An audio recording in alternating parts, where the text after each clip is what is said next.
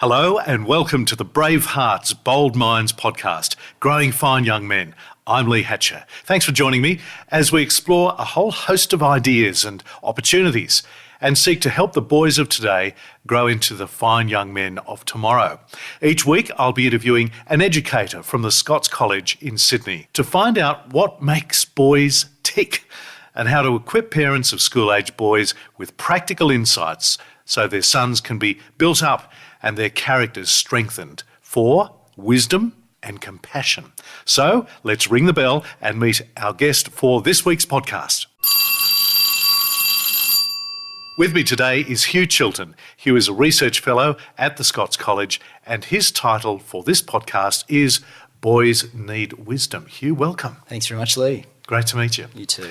I think it'd be helpful to kick off with some kind of definition. How would you define wisdom? Yeah, it's a hard question. There's a Yes, certain that's why I asked. Yeah, indeed. Yeah. There's a certain ambiguity about it, isn't it? I think the sort of ideas of common sense maybe come to mind and good decision making and so forth. There's probably something that seems a little bit kind of quaint and strange about wisdom. We don't really talk much about it today, and I think we probably know that it is more than just common sense or sort of street smarts. I think perhaps if we go back to some of the ancients who have reflected on this at depth, they tended to think of it not just in terms of what you know and what you do, but the whole person. They talked about orthodoxy and right knowing. They talked about orthopraxis, right doing, and orthocardia, where we get sort of the idea of the heart, orthocardia, about right feeling. So it's something about what you know and what you do and what you feel, and how all of that fits together so that we're pursuing what is right, what is true and good and beautiful in the world. So much more than knowledge. Much more than knowledge and information. Yeah. You can have a big head, like a tadpole, about a shriveled heart and fairly unwise decisions in the world. It might seem quaint to some people, but boy, when you come up against it, you really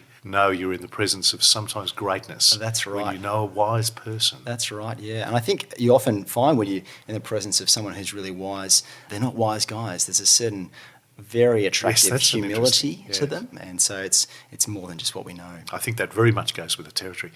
So many voices though, Hugh, so many opinions that are speaking into a boy's life. It's an absolute free-for-all out there. Where do you go? How do you discern what's wise and what's not? I imagine so many parents and certainly educators resonate with that, the explosion of voices and the challenge for young men to figure out, not just listening to the loudest voice, but listening to the best voice. And sometimes it's the still small voice that's the best voice there. Yeah. I think there probably answers in kind of direct instruction, how we actually talk about wisdom, talk about what is true and what is good and what is beautiful. And there's also probably a more powerful dimension, which is role modelling and the example. How do you kind of help people to catch it without just teaching it? Yeah. I think these kind of qualities of character and compassion and wisdom, of course, are often they're more caught than just taught.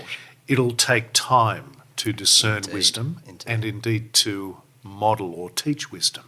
It will, and it's not something that's short-circuited. I think there's something about old wise men and women. There's some truth in that it does take a life to be formed to be able to think and feel and do right. When I'd rather a cute, quick, easy answer. That's right. There's no shortcut. Yeah.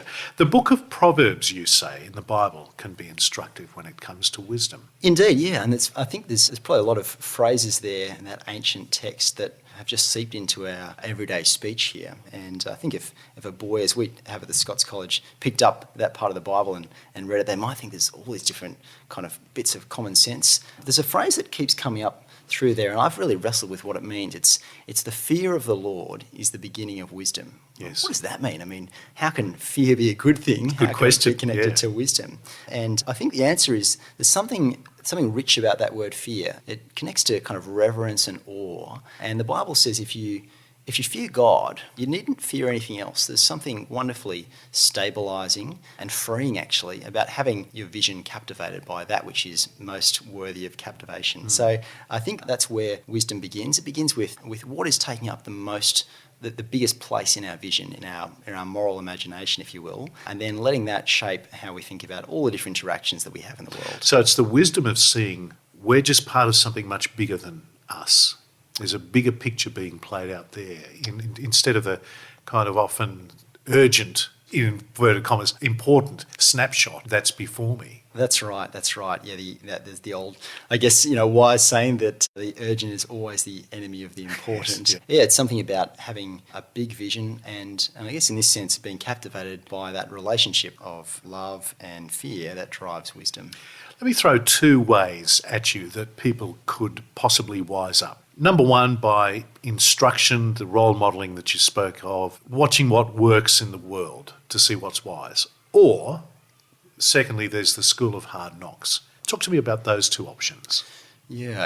I think a lot of people would resonate with both, wouldn't they? Yeah. That you pick up wisdom by being around wise people and wise people who are around us that we interact with, whether they're inspiring teachers or family members or mentors or friends, but also the people who are with us, they're long dead, the people we read about in the great novels and the kind of films we watch and so forth. And so I think that's obviously an important source of wisdom, but wisdom's only good for anything if it actually shapes what you do. And I think often certainly in my case, I'm pretty slow to learn until I actually have to. You're not alone there, put into practice. There's a lot of teachers who would resonate with that. So I think, there's certainly something to be said for the way we grow through adversity and the way that in times of real challenge and hardship, sometimes our greatest clarity comes. And sometimes the things that we've kind of known at one level for a long time, they really seep into the soil of our hearts and flow out in the way we act and live in the world. Give me your wisdom on that then, Hugh. Why is it that all too often the school of hard knocks is the most effective teacher in our lives? So we learn less, I think, when everything's just ticking along fine, when life is good, when life is happy. That's so much of an aspiration today.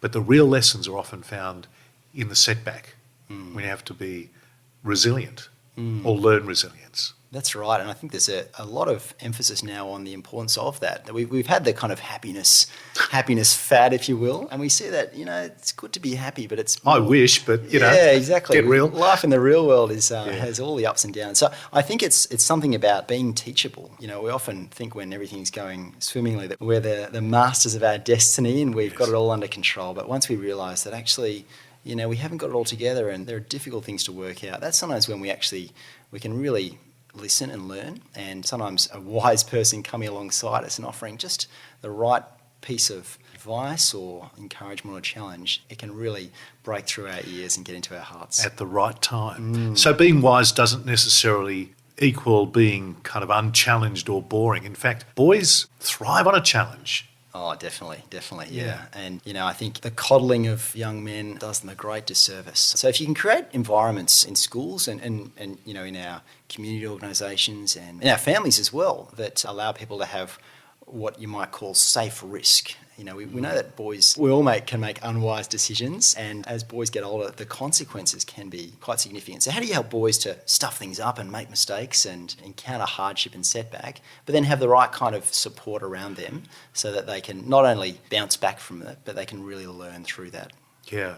Of course, not every boy has the privilege of being here at Scots. So what would you say to any parent across the board about how they can shape, as we say, a fine and wise young man? Give us a couple of practical tips. Sure, yeah. Well, I think firstly, you don't have to be a brainiac to be able to be wise. Excellent. And to pass that on. And some of the wisest people I know they're very humble and lowly in their wisdom, and it's quite attractive. So I think it starts with perhaps reflecting on your own journey and what's shaped your decision making, what's shaped the things you value, what's made you the person you are today, who's had those conversations, what kind of hard knocks have you gone through as a parent particularly, and then being able to have those kind of conversations with your son, with young men. And it's probably a bit weird if you start having that chat when they're 15 or 16 because you'll just son. Exactly, you'll just get grunts back and glazed eyes. And so it really starts, the earlier you can start, the better, and helping that to be a normal part of the kind of conversations that you have in your family. So as you're driving to the beach or as you're going to visit the grandparents or coming home from school, just to be able to be talking about the kind of decisions you've made and how that affects the kind of life you've lived. So I think that's the first thing. And then the second thing I would say is the more you can expose them to great examples of wise and winsome and beautiful lives, the better. And that can be partly through the kind of people that become part of your extended family and friends, the kind of organisations you're part of, church and school and so forth. But it can also, as I said before, be the people you've never actually met who crop up in the great novels and films and so forth. So maybe think about, what kind of film you're going to watch this Saturday night with your family. Good question. And what kind of questions can that raise to have really good, real conversations with your boy. It's why history is so important. Indeed. Too. Yes. And as a history teacher, I would thoroughly concur. Cue the history teacher. So, to parents again, what kind of boy would you encourage them about in your own experience? Okay, so no one would not want this for their boy. That's right. Give them a picture of the kind of boy that's possible. That's right, yeah. I think we've got to start with that imagination that any boy, no matter what kind of level of unwiseness they have or so forth, has the capacity to grow into a young man of great wisdom and integrity. I think of a message I had from a friend of mine a few days ago, actually, who just had his birthday and took the time to write me a little note. He was a few years younger than me, and I kind of mentored him at youth group and so forth. And he just sent me a message saying thank you for the role I played in his lives. And there was a really striking thing he said. He said, reflecting back over the years, you were always so available and so generous with your time. And though I was often resistant, I, as a young man, was crying out for someone to give me a compelling and convincing example of life. So I think, we want to take the long view and recognise that all the ways in which we can directly and indirectly help boys to taste and see wisdom, you never know what kind of young man they'll grow into. So don't be put off and make time and play the long game time. That's right. You'd say. That's right, because this is, as you said, Lee, this is more important than anything else, helping boys to know how to think and feel and live well in the world, that they might pass that on to their children and so spread wisdom. Can I round up our wonderful discussion with this? Can you reflect on this saying? Knowing God means knowing your limitations. Discuss. Yeah, that's a striking thing, isn't it? When so much of our world is about being the best you can be and self-expression and so forth. I think, as we said before, really attractive, wise people, they know that they don't know everything. And some people say that the more that they know, the more they realise they don't know.